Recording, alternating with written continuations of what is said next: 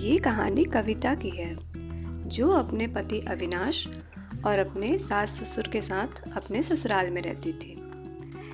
एक दिन कविता ने गुस्से में अविनाश से कहा, अविनाश, तुम कब मेरी बात सुनोगे? आखिर मैं तुम्हारी पत्नी हूँ। अविनाश ने बिना कुछ बोले ही वहाँ से चला गया और ऐसा अब हर दिन होने लगा था। कविता अपनी सास सुलोचना जी की बहुत इज्जत करती थी, लेकिन सुलोचना जी हमेशा उसे नीचा दिखाने की कोशिश में लगी रहती थी। आज भी कविता सुबह जल्दी उठकर नाश्ता बनाने लगी और अविनाश को सूजी का हलवा बहुत पसंद था, इसलिए उसने नाश्ते में हलवा भी बनाया और सभी को परोस दिया। उसके ससुर जी ने सुलोचना जी को टोकते हुए कहा, ये क्या फिजूल खर्ची है, सुबह सुबह देसी घी का हलवा। सुलोचना जी ने कविता को डांटते हुए पूछा, क्यों बहू, ये देसी घी क्या तेरे मायके से आया है? कविता ने कहा, माँ जी, वो इन्हें हलवा बहुत पसंद है, इसलिए मैंने थोड़ा सा बनाया है। यह कहकर कविता अविनाश की तरफ देखने लगी, शायद वो कुछ बोले। तभी सुलोचना जी ने कहा, मैं सब जानती हूँ, मेरे बेटे का बहाना करके खुद खाने का मन होगा। अविनाश चुपचाप नाश्ता कर रहे थे। कविता की आंखों में आंसू आ गए। इससे ज़्यादा बुरा तब लगा जब अविनाश बिना हलवा खाए ही ऑफिस चले गए। कविता घर का काम समेटने में लग गई। इधर सुलोचना जी बाहर ड्राइंग रूम में बैठकर बड़बड़ा रही थी।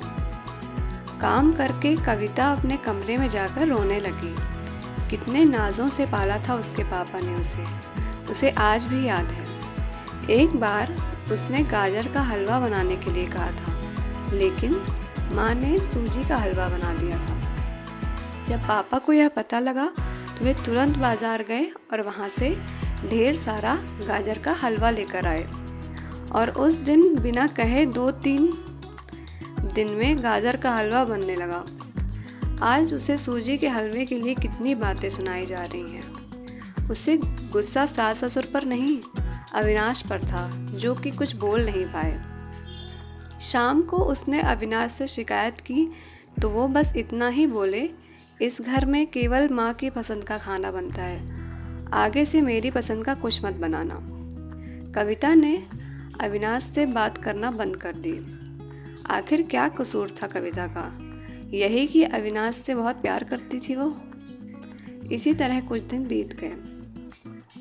एक दिन कविता ने सुलोचना जी से कहा, माँ जी, मैं अपने घर जाना चाहती हूँ कुछ दिनों के लिए, अगर आप कहें तो आज ही चली जाऊँ। कई दिन से माँ का फ़ोन आया था और वो कह रही थी कि पापा की तबीयत ठीक नहीं है। सुलोचना जी वहाँ जब भी जाती है 1 सप्ताह से पहले वापस नहीं आती। घर का काम कौन करेगा? तेरे ससुर और मेरा बेटा शाम को थक हार कर घर आएंगे तो उन्हें खाना भी नसीब नहीं होगा। मुझे तो चक्कर आ रहे हैं, मैं खाना नहीं बना सकती। जाना है तो 1 दिन के लिए चली जा। कविता ने मन मारकर 1 दिन पीहर जाने के लिए मन बना लिया और वह अपने पीहर पहुंच गई। वहां पहुंचकर उसे और भी आश्चर्य होता है और उसने पूछा कि भाभी, मम्मी पापा कहाँ हैं? उन दोनों का घर में मन कहाँ लगता है? तीर्थ पर गए हैं, ना जाने कब आएंगे। वैसे तुम कितने दिनों के लिए आई हो? क्योंकि मुझे भी अपने पीहर जाना है। गीता भाभी का यह व्यवहार देखकर कविता चौंक गई। क्या ये वही भाभी हैं जो उनसे बहुत स्नेह जताती थी? कविता सोफे पर बैठकर सोच ही रही थी, अच्छा, वो जो भैया ने मकान के पेपर साइन करा लिए थे, मैंने अपना हिस्सा छोड़ दिया था, शायद उसी साइन के लिए मेरे से प्यार जताया जा रहा था। कविता उठ खड़ी हो गई। भाभी, मुझे कुछ काम याद आ गया है, मैं फिर आऊँगी, कहकर वह तेज़ी से घर से बाहर निकल गई। पीछे से गेट बंद होने की आवाज़ से वह समझ गई कि उसके जाने से भाभी को कोई खास फर्क नहीं पड़ा है। भारी कदमों से चलते हुए वह मंदिर पहुंच गई, क्योंकि शाम से पहले यदि ससुराल जाती तो सुलोचना जी उसे कई सवाल करती। मंदिर में जाकर उसने भगवान के दर्शन किए बस ना कुछ मांगा ना कुछ बोला। भगवान के चरणों में शीश नवाकर वह बाहर आकर बैठ गई। तभी सामने के पेड़ के नीचे उसे उसके माता पिता बैठे हुए दिखाई दिए। कविता भागकर उनके पास पहुंची। कविता को देखकर उसकी माँ रोने लगी और पूछा, बेटी तू यहाँ कैसे? कविता ने कहा, वो सब छोड़िए, आप बताइए कि आप लोग यहाँ कैसे? आप तो तीर्थ यात्रा पे गए थे। कविता के सब्र का बांध टूट गया और उसकी आंखों से आंसू बह रहे थे। उसके पिता ने जवाब दिया, बेटी तेरी भाभी ने तुझसे झूठ बोला है। बिजनेस में पैसा लगाने के लिए तेरे भैया ने मकान अपने नाम करा लिया। मकान के कागज़ गिरवी रखकर साहूकार से कर्ज ले लिया। उसके बाद हम बोझ बन गए और हमें घर से निकाल दिया। कविता ने रोते हुए पूछा, पापा अब क्या होगा? तो पिता ने कहा, बेटी तू चिंता मत कर, हम कहीं वृद्धाश्रम चले जाएंगे। तू अपने ससुराल जा और वहाँ यह बात किसी को मत बताना। अपने माँ बाप को इस हाल में देखकर वह उन्हें अपने साथ ले जाना चाहती थी, लेकिन जहाँ उसकी खुद की कद्र नहीं थी वहाँ माँ बाप की क्या इज्जत होती। भारी मन से कविता ससुराल की ओर चल दी। आज उसे अपनी लड़की होने पर अफसोस हो रहा था। काश वो अपने माता पिता के लिए कुछ कर पाती। घर आकर उसने बहुत मुश्किल से घर का काम निपटाया। उसके बाद अपने कमरे में जाकर गुमसुम बैठ गई। उसकी आंखों से आंसू बह रहे थे। अविनाश अपने ऑफिस के काम में लगे हुए थे। जब वे सोने के लिए आए तो कविता से पूछ बैठे, क्या बात है? आज फिर माँ की कोई बात बुरी लगी जो आंख से आंसू बहा रही हो? कविता अपने आप को रोक नहीं पाई और रो रो कर सारी बात अविनाश को बता दी। क्या माँ पिताजी को यहाँ ले आए? वे इस उम्र में कहाँ जाएंगे? अविनाश ने कोई जवाब नहीं दिया और करवट लेकर सो गए। इस बात से कविता को बहुत गुस्सा आया। आज से मैं भी इनके माँ बाप की सेवा नहीं करूँगी। देखती हूँ कौन उनकी सेवा करता है। रोते रोते कविता सो गई। 2-3 दिन बीत जाने पर उसकी चिंता बढ़ती ही जा रही थी। एक दिन वह सब्जी लेने के बहाने उसी मंदिर में पहुंची, लेकिन उसके माता पिता वहाँ नहीं थे।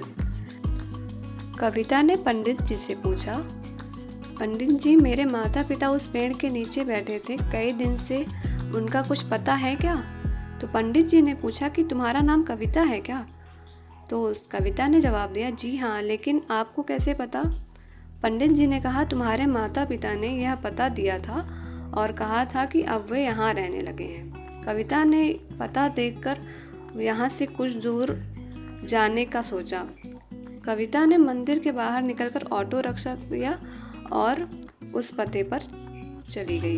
दरवाज़ा खटखटाया तो एक लड़की निकल कर आई। यहाँ का पता मुझे पंडित जी ने दिया है, कविता बोली। उस लड़की ने कहा, आप कविता दीदी हो, अंदर आ जाओ। कविता को कुछ समझ नहीं आया। वह अंदर गई तो देखा कि उसके माता पिता सोफे पर बैठे हुए थे। कविता उन्हें देखकर रोने लगी। बेटी अब क्यों रो रही है? तेरे कारण हमें यह मकान मिल गया। कविता आश्चर्य से उनका चेहरा देखने लगी। लेकिन माँ, आप यहाँ कैसे और ये लड़की कौन है? तब उसकी माँ ने कहा, बेटी तुझे याद है तेरी शादी के बाद तेरी सास ने 40 लाख रुपए की डिमांड की थी। दामाद जी को बिजनेस खोलना था, इसलिए तेरे पिता ने उनकी डिमांड पूरी कर दी थी, जिससे कि तू सुखी रहे। जब तू हमसे मिलकर गई उसके अगले दिन दामाद जी आए। उन्होंने तेरे पापा के पैसे लौटा दिए, क्योंकि उन्होंने कोई बिजनेस शुरू नहीं किया था। तेरे पापा ने मना भी किया, लेकिन वे नहीं माने। उसके बाद उन्होंने प्रॉपर्टी डीलर से मिलकर 2 दिन में यह मकान खरीद लिया। साथ ही साथ 4 लाख रुपए भी बच गए। इससे उन्होंने ये लड़की नौकरी पर रख दी, जो हमारी केयर करेगी। लेकिन माँ, उन्होंने तो मुझे कुछ भी नहीं बताया। वह रोते हुए वहाँ से अपने घर आ गई। घर आकर वह सोच रही थी, अविनाश ने कभी उसके लिए आवाज़ नहीं उठाई, लेकिन उसके माता पिता के लिए इतना करने के लिए उसने उसका धन्यवाद करने का मन बनाया।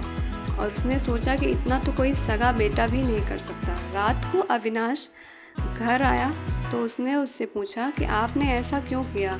अगर मांझी को पता लग गया तो क्या होगा? अविनाश का जवाब सुनकर कविता रोने लगी। अविनाश ने कहा, जैसे तुम्हारे लिए माता पिता हैं वैसे ही मेरे लिए भी तो वो माता पिता हैं।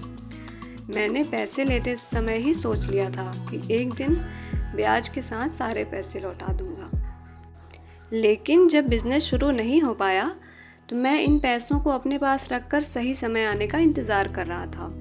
अगर मैं तुम्हारे माता पिता को अपने घर लाता तो उनका आत्मसम्मान हर दिन उन्हें धिक्कारता। बेटी के घर वे रहना पसंद नहीं करते, वे अपमानित न हो इसलिए मैंने ये सब किया। कविता ने कहा, अविनाश मुझे माफ़ कर दो, आज तक मैं तुम्हें गलत समझती रही। तभी पीछे खड़ी सुलोचना जी बोली, बेटी वह पैसा हमने उधार लिया था, वह तुम्हारे पिता की अमानत थी। मैंने और अविनाश ने पहले ही फैसला किया था कि ब्याज के साथ तुम्हारे पैसे लौटा देंगे। चल अब सो जा, सुबह नाश्ता टाइम पर नहीं बना तो अच्छा नहीं होगा। उसकी बात सुनकर कविता, अविनाश और सुलोचना जी ज़ोर ज़ोर से हंसने लगे। अगर आप इस तरह की और भी कहानियाँ सुनना चाहते हैं तो प्लीज़ इस चैनल को सब्सक्राइब करें। धन्यवाद।